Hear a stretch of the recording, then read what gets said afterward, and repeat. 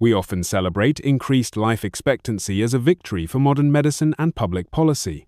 Absolutely. But the flip side is rarely discussed.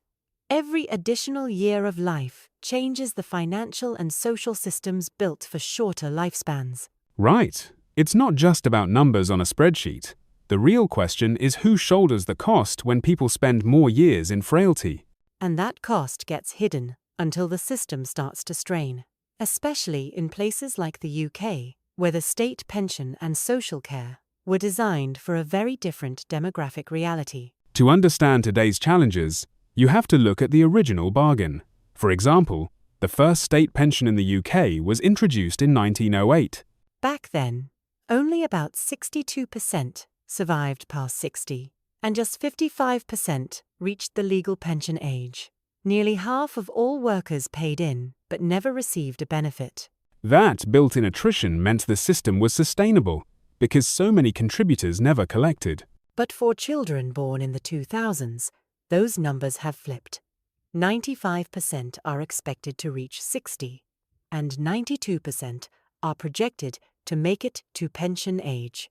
The real fiscal shock isn't just more retirees, it's that a significant portion now live into their 80 seconds, 90 seconds, or even past 100. The survival rates for 80-plus have quadrupled since 1900, and for 90-plus they've increased over 22 times.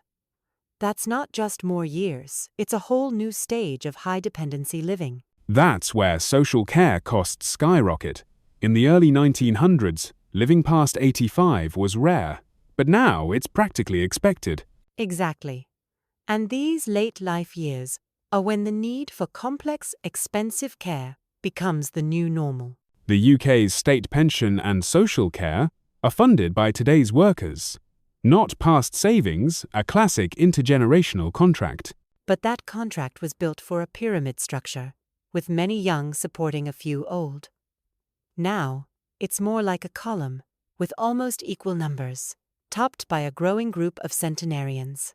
So the tax burden has risen dramatically, and we find ourselves paying for a promise made decades ago. Before long, old age became common. The real challenge is deciding how to share that debt without undermining the next generation's quality of life. UK life expectancy has climbed steadily. People born in the 1940 seconds expected to live about 68 years. Those in the 1980 seconds, nearly 79 years. That's based on ONS life tables, and it highlights just how quickly longevity has increased across just a few generations.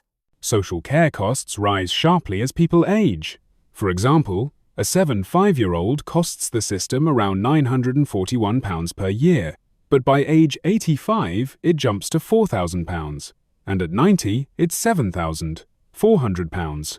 That's from the IFS and OBR reports. It shows how the biggest fiscal pressure comes from the very old, whose numbers are now surging. Over a lifetime, someone might pay about £518,000 in taxes between ages 20 and 60, but only about £10,360 of that is allocated to elderly social care. That's barely 2% of total government spending. So despite the high tax bill, the portion set aside for care is very limited. When you model the extra years of life by birth cohort, the funding gap becomes clear. For the 1,960 seconds cohort, there's already a shortfall. By the 1,980 seconds, it's over £21,000 per person. Those shortfalls only get worse as people live longer and require more intensive support in their later years. Without more funding, new taxes, or private contributions, the current system won't support future cohorts adequately. Policymakers need to rethink how elderly care is funded, or we risk leaving the next generation with an impossible burden.